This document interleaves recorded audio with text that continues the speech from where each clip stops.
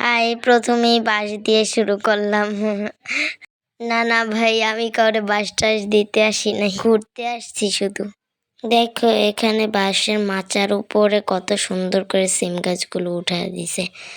এখানে অনেক ফুলও হয়েছে আর সিমও হয়েছে। পাশে ছোট্ট একটা ঢেঁড়স গাছে মাত্র 2টা ঢেঁড়স হয়েছে। এই 2টা ঢেঁড়স দিয়ে কি করব বলো তো? তাই আর নিলাম না। আর আমারও গাছ না, আর আমার টেনশন করার কোনো দরকার নেই। এত সুন্দর জায়গা দেখে সকালে অনেক মনটা ফ্রেশ হয়ে গেল। আর আমার ভাইয়াও এসেছে, এসে ঘুরতে এসে আমার ভাইয়া অনেক খুশি।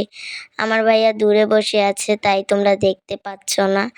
আর এখানে কত সুন্দর সর্ষে ফুল হয়ে রয়েছে। সর্ষে ফুলের বড়া খেতে নাকি খুবই মজা। একদিন আমার আপুকে বলবো যে সর্ষে ফুলের বড়া বানিয়ে দিতে। এখান থেকেই নিতে পারতাম, কিন্তু নেইনি। এই গাছটা যার যদি দেখতো যে আমি ছিঁড়ছি, তাহলে আমার হাত কাইটা ঝুলায় রাখতো, তাই আর নিলাম না।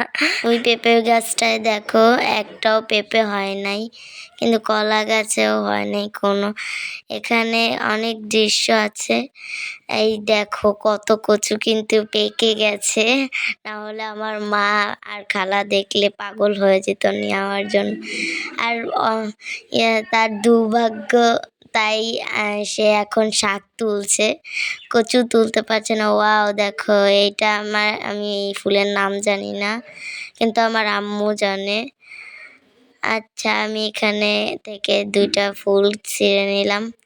দেখো ফুলগুলো দেখতে অনেক সুন্দর, নীল কালারের, অনেক সুন্দর।